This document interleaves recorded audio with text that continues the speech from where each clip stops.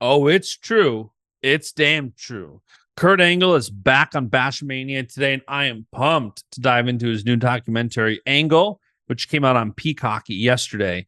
It is absolutely fantastic. I highly recommend going and watching it. This show is brought to you by our friends at Attack, ATAC Attack. If you've been listening to this podcast, you know how much I love the Attack app and what they're doing over there. Attack is an app built by wrestlers for wrestlers, and they've now expanded into football due to the success of the app. This app features video game stats meeting real-life training.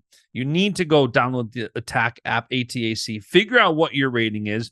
It gives you a rating for strength, endurance, speed, mentality, agility, flexibility. Super cool. And you can follow them on social, see where some of the other top athletes in the country stack up. So download Attack today, ATAC. It's in the Apple App Store and the Google Play Store today. We are back with now friend of the show, recurring guest, Olympic hero, Kurt Angle. How are you, man?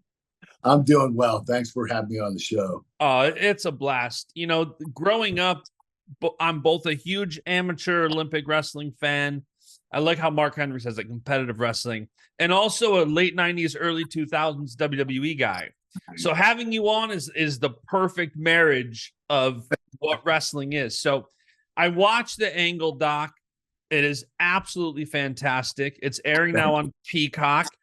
And I thought, let's get you back on and kind of dive into a couple of things for a few minutes about the doc. And for everybody listening, you need to go on Peacock, watch the doc. It's a couple hours long. It's like a movie format. It's great. So let's start here. Wrestlers don't often throw around the term greatest wrestler of all time loosely. Right. And one of the things that struck me when I was watching the documentary was how, with great conviction, you said right out of the gate, Dave Schultz, greatest of all time. Mm-hmm. His life obviously tragically cut short, being murdered by DuPont in January of 96. Tell me a little bit more about your relationship with Dave and, from your perspective, his impact on the sport. Because I was talking to Jordan Burroughs and his family was over a couple months ago, and he was saying, who's your white whale for the podcast? And I'm like, you know, if we're talking dead or alive, I think Dave Schultz, because I don't know who has had a bigger impact. That if you could have a conversation on this podcast right now, give me Dave Schultz. No, you're exactly right. Dave was a different breed. The guy wasn't just an incredible wrestler. And when I say that one of the greatest of all time, the reason why I say that isn't because he won the most titles, but it's how far he got into wrestling, how far he got into technique, how far he got into the sport of helping people and not just himself. Yeah. Dave Schultz was a frontier. And what he was able to do as a wrestler and a coach is beyond spectacular. The only other person I would put up there with him is Dan Gable. And I know a lot of people say, oh, Dan Gable's way over Dave Schultz. No, when you talk about a guy that learned 7 languages, to learn about the universal techniques all over the world so he could speak to Russians, Iranians, he really let his mind mature enough so that he could learn the techniques of other countries. He was the most complete wrestler I've ever been around. And it's crazy, too, because nowadays it's so much more common for international guys to learn English because they want to train with Americans. Like Yanni Diakomahalis is overtraining now Azerbaijan right now because they're learning English. It's crazy how that's changed a bit.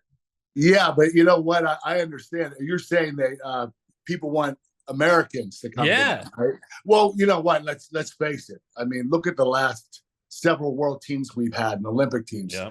The team we have right now could possibly be the greatest Olympic and world team of all time. Yeah. They've won more medals than any other team. This team today is the strongest it's ever been in the history of American wrestling. Yeah, which says a lot given the history of the sport. And, you know, it's funny. I went back after the documentary and I watched your NCAA finals match with Sylvester Terkay. And I never realized how much bigger than he was at the time. And I didn't realize that he had gone on to do some professional wrestling and MMA. And I'm curious, looking back now, did beating a guy like that it's not like it's, you know, in the WWE, there's always different weights and different matchups, and it's more of a storyline. Back in the NCAA, when a guy's that much bigger than you, it's legitimate fear. How did you approach that match knowing how much bigger he was than you? And it's also, by the way, that duck was absolutely beautiful. Yeah, that's my best move. and you know what? The thing is, guys know it's my best. They still can't stop it. So, that's what he said. You know what? I will tell you this. Back then in 1992, when I wrestled against Sylvester Terkay at the NCAA finals, I could not keep my weight up. I got under 200 pounds. And I was scared to death that Terkay was going to see this. Yeah. And he did, because we had to weigh in after the the quarterfinals after the first night. And he was behind me when I weighed in on the scale. I put all my sweats on, my shoes, and my backpack just so I could look like I weighed more. And I only weighed 203 pounds. So I was literally 196, 197 when I wrestled Sylvester Terkay, and he was about 260, and he was a good 6'6". He was a monster of a man, and he was a great wrestler. He's from my area here in Pennsylvania. Yeah. He had a great high school career and a stellar college career. And I'm surprised he didn't go on to the Olympics. I'm really surprised, because I think he would have done really well. Yeah, he's such a, I think you called him a Greek god in the documentary. Like, he had that physique, he had it all. And the other match I went back and had to watch after the documentary was your 1996 Olympic trials finals. And one thing that I'm curious about, you had a broken neck, and you and Chade were going at it. And this guy showed no mercy. And when you go back and know that you had a broken neck, and you listen, there's always going to be heavy clubs in wrestling, but add to that the magnification of your injury. And this guy, if he could have had a guillotine out there, he would have. And you had said in the documentary, like, listen, that's just the sport. And throughout your career, both back then and even in the WWE, Brock Lesnar comes over your head and you re-break your neck. I'm very curious how you approach that over the years, where you look at it and you're like, it's just the sport. I feel like I would take that so personal. Like, I'd be running off the mat, chasing them. Listen, you know what they didn't show on the tape of the Olympic trials was that Dan and I got in a little fist fight. I mean, we were throwing punches because he was attacking my neck so much that we started throwing punches. And the referee said, listen, guys, you guys keep it up, and we're taking the number 3 guy to the Olympics. So we had to stop fighting. But Dan still went for my neck. He just continued to go for my neck. And what happened was his game plan backfired, because every time he reached for my neck, I attacked his legs. And you know what? Dan is an incredible wrestler. I mean, he was a 3-time Olympic alternate, which is amazing. So he's been in the sport for forever at this point in time. Yeah. And to be able to beat him and beat him soundly like I did was a huge honor. It really made me feel. It brought up my confidence. It raised my confidence to another level, that I was like, you know what? Even though my neck is broken, it's going to heal a little bit more before the Olympics, and I think I'll be ready. As long as I perform like I did today, I'll be fine at the Olympics. It really raised my confidence. Yeah, I was telling my buddy, a close friend of mine is a chiropractor, and I was telling him the story of the Novocaine shots and this and that, and his mind is blown, and he's not a wrestling. I was like, I got to go watch this documentary. These stories are nuts. And even the stories, I was telling about that and the stories of conditioning, and you hear these 10-hour training for years. And I got to wonder, obviously it led you to NCAA, World, Olympic titles. That led into WWE titles. Nowadays, that type of training is almost frowned upon. There's a taboo around overtraining and, not burning yourself out. If you had to go back, do you think you would approach it the same way? I don't know. Today, I mean, they've done a lot of studies, and they're exactly right. There is a way to overtrain. And when you overtrain, you can be less prepared when you go to the Olympics or whatever event you're doing. So I don't know if I would have trained as hard as I did. But remember, back then, Iowa was the team, and they were training like that. I went out to Iowa for the world team, and Dan Gable was my world coach in 1995. and he abused the crap out of us. And I was like, this is what opened my eyes to exhaust training. That's where it started in Iowa. Yeah. I also read a book by Jim Miller, Do It Anyway. Incredible book. And it talks about how you got to get your conditioning level to another level, you know, and he what he taught his athletes is how to hand fight, stay on your opponent and get him tired. And that's what I did. I learned that from Dan Gable and the Iowa wrestlers. And when I left there, there was no way in hell I was going to train like them, because even though I did my 10 hours, it still wasn't as much as what they were doing. It was crazy. But I did everything that I could to make sure that I was ready for the Olympics. I might have overtrained, but I think that the reason that the overtraining didn't hurt me is because I broke my neck. I couldn't train anymore. So I was doing conditioning and I was weightlifting what I could, but I couldn't wrestle. So I couldn't overtrain, you know. So those couple of months, I kind of, you know, took it easy and just, you know, coasted into the Olympic trials and the Olympic Games. And I didn't train as hard as I did, but I think that really, it was kind of a blessing that my neck got broken. To be honest with you, it really is.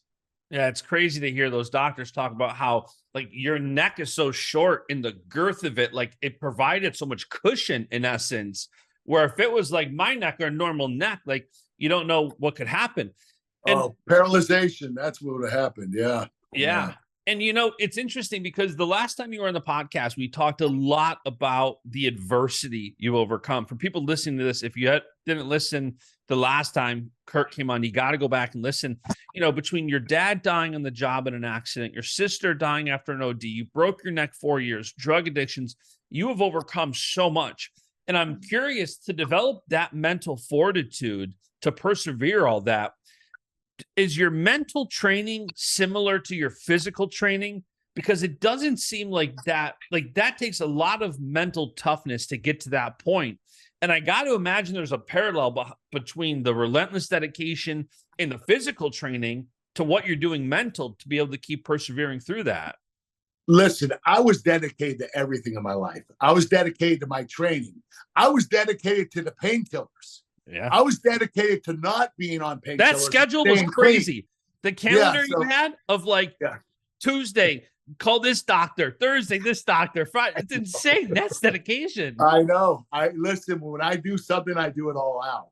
And when I got clean, when I decided I was going to get clean, I knew I would never do it again. And it's just one of this mind frame that you just say, you know what, this is what you're going to do, and you're going to do it. You're going to stay focused on it.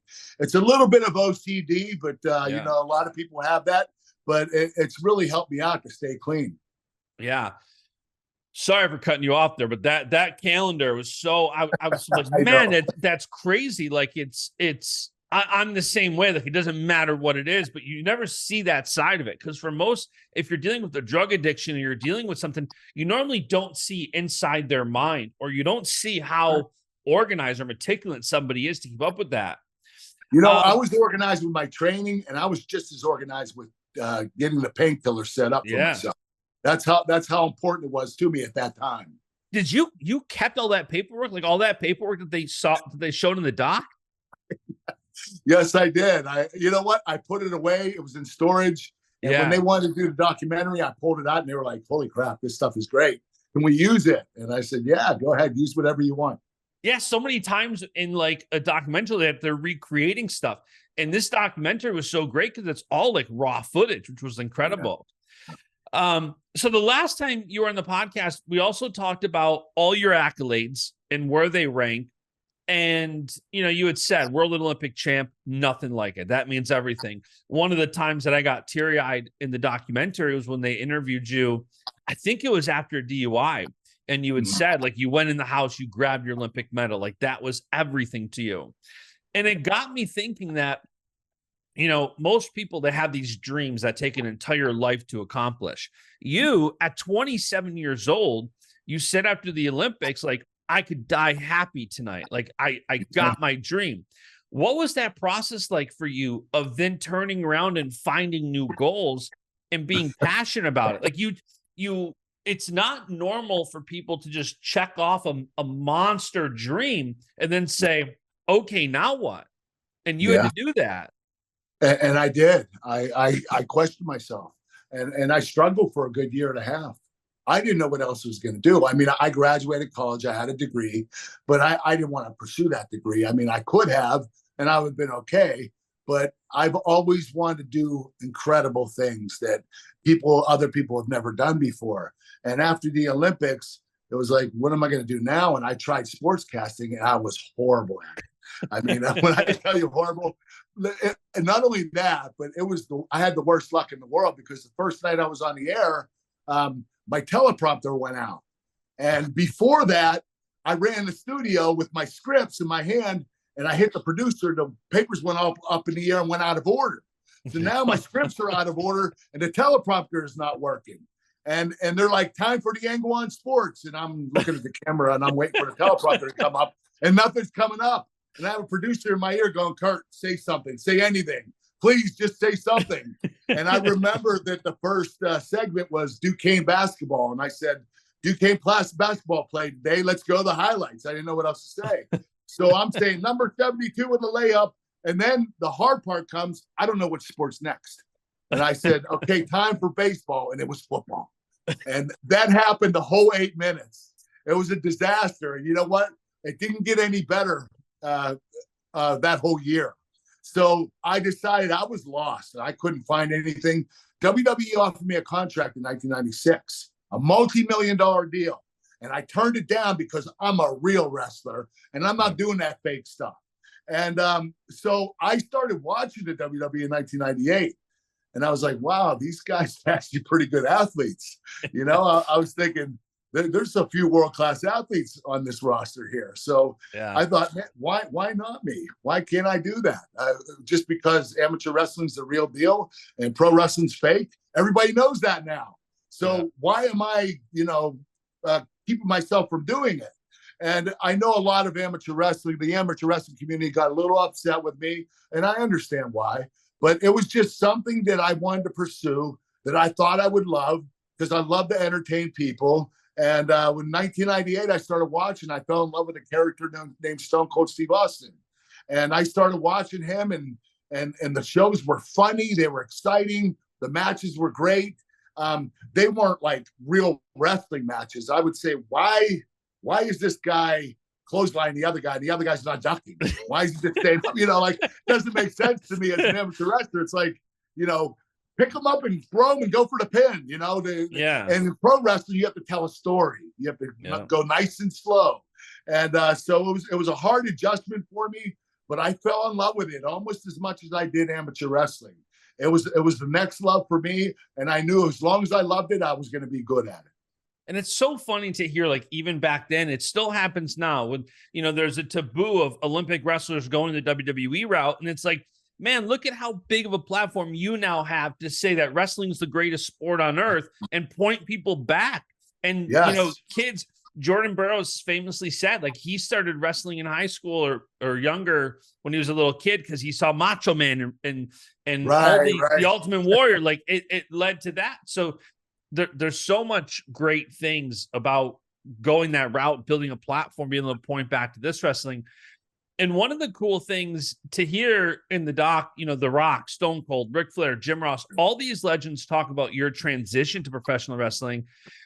And, it's not just that you tried it. Like, Jim Ross called you a savant, and Steve Austin and Ric Flair talked about your humility to learn WWE after you mastered something else. Yeah. How important was it for you? I feel like this is lost with athletes today when they graduate.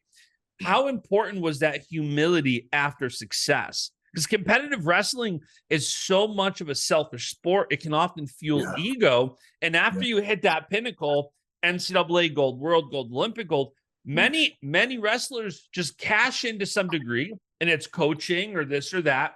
Yeah. But you learned something completely new, and that takes a lot of humility to do that.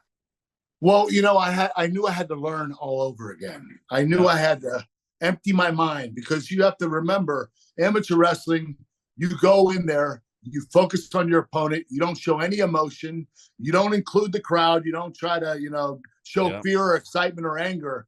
and you go in there and you go for the pin right away. You do whatever you can to beat this individual. In pro wrestling, you slow down, you tell a story, good guy versus bad guy. Good guy out wrestles the bad guy. The bad guy cuts him down, gets heat on him. Then the good guy makes a comeback. Then the bad guy and good guy have false finishes. The bad guy tries to cheat and win. The good guy overcomes and wins. Right. So I had to learn all of this. So what I did is I forgot everything I ever learned in amateur wrestling. I turned off my instincts. I didn't do any offensive move the first 5 months I wrestled. I had everybody beating me up. So I would learn how to go at their pace, and I would learn how to bump properly, sell properly. Selling means if you get slammed on your back, you hold your back and you sell it like it hurts. Yeah. So that's really important in pro wrestling. So I had to learn all this. And a lot of amateur wrestlers have tried it in the past, but they didn't turn off their instincts. You know, I'll give you an example. I was at there was an MMA fighter at the tryout when I was in WWE. His name was Tank Abbott. Yep. And he got in the ring and he wanted to beat the crap out of the kid. And he's like shadowing him, like trying to get after him. And the kid's running around the ring, like putting his head through the ropes, like, whoa, whoa, whoa, you know, calm down. Like Tank Abbott wanted to kill this kid. And when you start, you don't start like that, you know. Right. So he couldn't turn off the instincts, and that's why it didn't work for him. He went to WCW and he wrestled a few matches in WCW, but they used him as just like a knockout punch guy. He didn't really have to wrestle. But that is what amateur wrestlers need to learn. If they want to transition to pro wrestling, you have to learn to turn off your instincts. You have to understand you're learning something completely new, that this is different. This is more entertainment, more acting with a little athleticism. It's not so much athleticism as amateur wrestling is. Yeah, and it's crazy because, you know, it's funny now because, like you said, when you transitioned to the WWE, there was a taboo around it. And people are like, why is he doing that? That's fake. Now, I feel like so many people have looked at what you've done, and we see a lot of people trying to make that jump. You know, my buddy Jacob Casper, him and his brother, the Creed brothers, are killing it in NXT. Gable Steveson, Olympic champ. He's coming for your Olympic champ to WWE crown. There's so many people now that see what's possible. What is it like for you when you see these guys, these NCAA champions, these All-Americans, seeing what you did and basically accomplish the pinnacle of professional wrestling success and know that that's possible now, and they don't just have to go and coach or do whatever the traditional route is. You know what? It makes me proud. It makes me proud that I kind of frontiered that, but it's exciting because they're part of me. They're part of my sport where I came from. And I've always wanted wrestlers to come through the ranks, and after they retire from wrestling, to come over to pro wrestling. You know, some examples are Brock Lesnar and Jason Jordan, Chad Gable, and Charlie Haas. There are a lot of different wrestlers that I got to work with that came after me. And it was like we became like became a group. We became a faction. And you know what? It's crazy because when amateur wrestlers go to pro wrestling, they still hang out together. Right. The amateur wrestlers all stick together. And it's just how it is. And it's a community, you know, it's a family, and it's really cool. Have you got to work with Gable much? I know he did you came out and brought the milk truck back out of retirement. Have you gotten to work with Gable much at all as he makes that jump?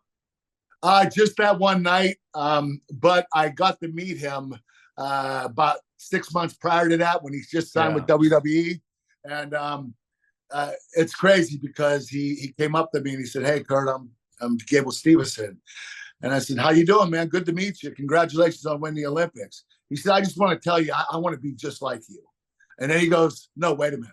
I want to be better than you." I was like, wow, what an arrogant son of a gun. Like, this guy's coming to me and saying he's going to be better than me. You know? So, but you know what? If he feels that way, then go for it. I think I commend him on his confidence. But it's going to be a tough road. I know that. Yeah, no, it's not easy.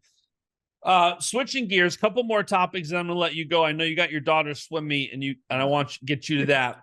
You know, the last time you came on, it's funny, it was such crazy times, 2020, COVID, so much going on. Since then, we've seen NIL, transfer portal, so many things really changed the landscape of college wrestling. And it got me thinking last night, I'm like, man, if these NIL deals were around when you were in college, Oh, and you geez. could partner with brands, when you're seeing this news come out that this is possible, what's your reaction to it? I am not jealous by any means. I think it's awesome. Yeah. I'm so happy that we now have an avenue to make more money. Yeah. I will tell you this: when I won the Olympic gold medal, I got 35 grand from the Olympic Committee. That's it.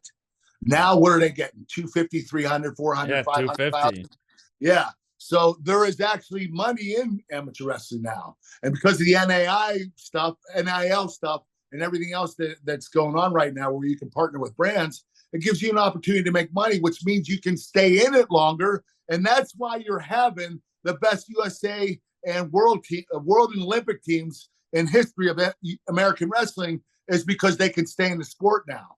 If they have a family, they can still stay in the sport. Yeah, back then when I wrestled, if you had a family, you had to quit wrestling and get a job because you couldn't afford to live. I mean, thank God I had Foxcatcher and Dave Schultz Wrestling Club. But if I didn't have that, I don't know if I would have been able to wrestle.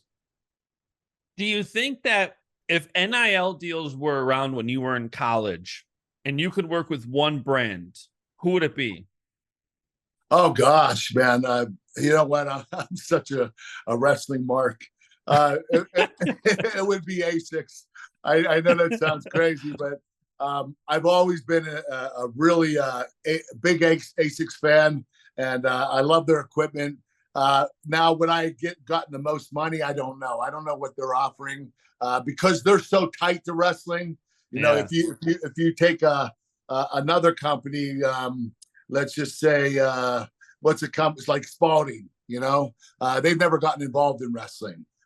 They probably would offer more money because they've never been in wrestling. They don't know what little money we made, you know. So, but you know what, Asics is my brand, and I actually love them.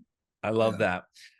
You shared on Instagram a week ago that your daughter Nicoletta had practice last week, and you're a very proud father. You have 6 kids, and I've got 2 under 2, and I'm starting to really see that love you get for your kids. And I'm a little bit dreading when my kids start wrestling, because when you know so much about a sport, you want to give them so much. Oh God, yeah. And I can only imagine for you, what is it like being like on the side? Are you just hanging with the other parents, or are you giving advice? I try, and the thing is, I don't want to get involved in coaching my child because I don't want her to hate me when she gets older. I have this coach, and I feel so badly for him because my daughter has a little ADD, and she doesn't listen the whole time, and he has to say, "Letty, pay attention," you know. And I want to yell at her, but I don't want her to end up hating me down the line because I'm so hard on her. So I decided just to kind of be with the parents and keep my mouth shut and let the coach, and I'll just be proud of her from a distance. Now, I don't know if I'm going to continue to do that the further she gets into wrestling. If she starts having more success, obviously I'm going to be on her a lot more.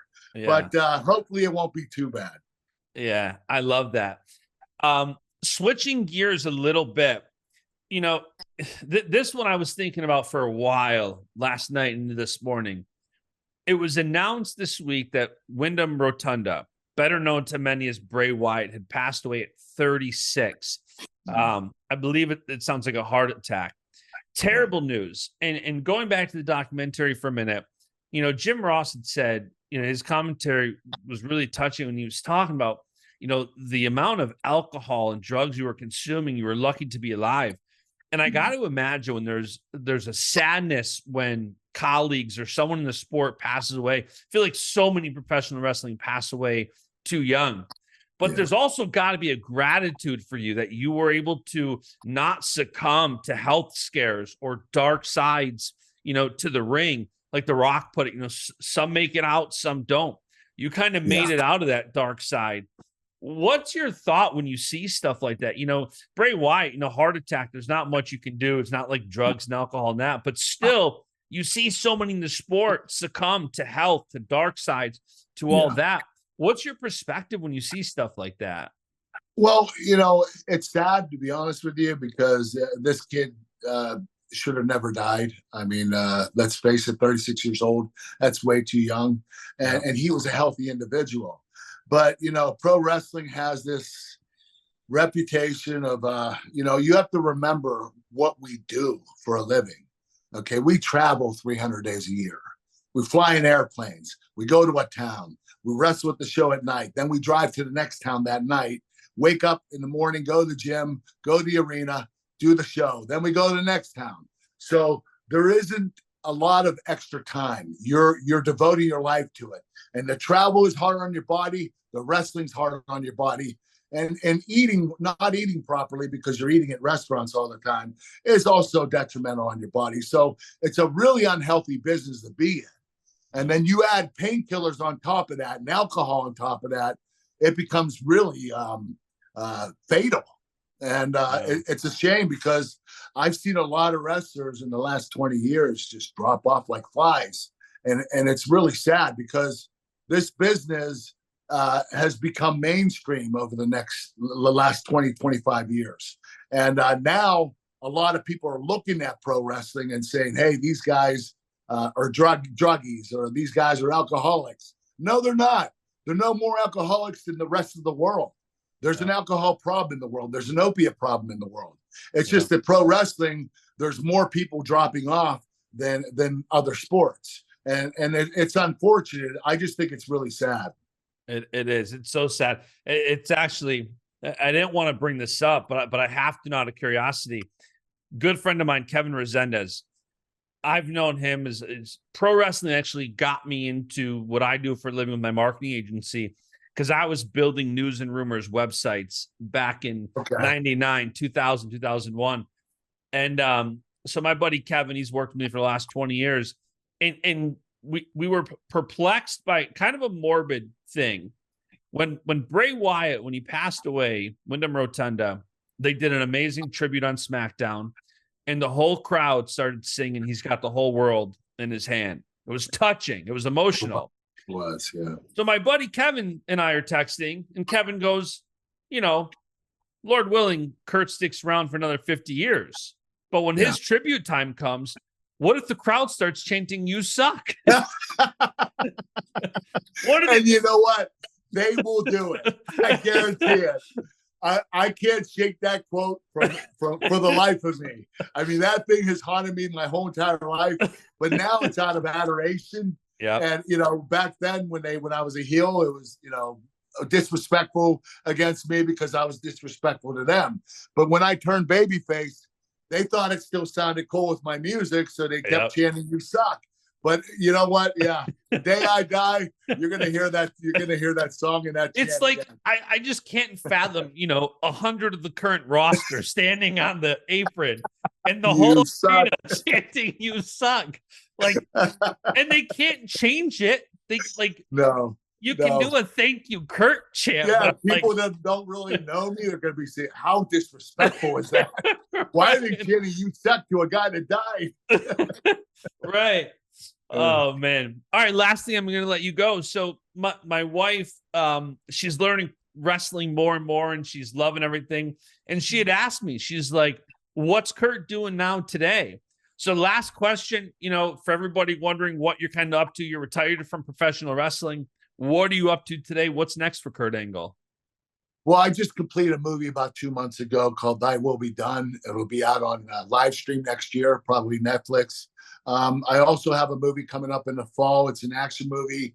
It'll be with Randy Couture, and I'm looking forward to that. But I also do my podcast, The Kurt Angle Show. I own a supplement company called Physically Fit Nutrition. We have a product called Smart Snacks, the crispy protein bites, high protein, low carbohydrate. Go to physicallyfit.com to order it if you're interested.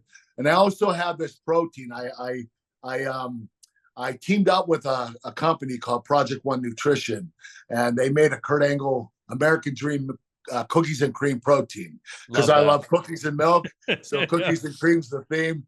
And so we have that. You can go to projectonenutrition.com to order that. So I've been pretty busy with all that stuff. I also signed with a management company called Dulcedo. I've been doing a lot of speeches. I've been keeping really busy. I have a lot of appearances set up. I always want to give back to my fans. And I go and travel around quite a bit, and I do autograph signings and photo ops with my fans because they are so loyal and they continue to follow me around to this day. They're the greatest fans in the world, and I'm so grateful for them. Yeah, we gotta get like, so it's kind of up here, but I actually got a Kurt Angle action figure right there because I try to have memorabilia from people who will come on the show. Yeah. So we're gonna have to get like a Kurt Angle piece of memorabilia up here. You're gonna have to sign it like "you suck" or something. You got it, man. No doubt, I'll do that for you. Well, I would love to tell you suck. So we had talked about it before you came on, but we've been talking about it. I think we're going to try to get you on here during the college season leading up to the Olympic trials. So that's going to be fun. So collegiate wrestling fans, Olympic wrestling fans that want to hear more from you, we're planning on that. So Kurt, thank you for coming on today. Everybody listening, go and watch the Angle doc on Peacock. It is absolutely fantastic. You will not regret spending a couple hours watching that. So Kurt, thank you, and we'll talk soon. All right. Thank you, Justin. Thanks for having me on. I really appreciate it. Awesome. We'll talk soon, man. See ya. Okay. And the beat goes on.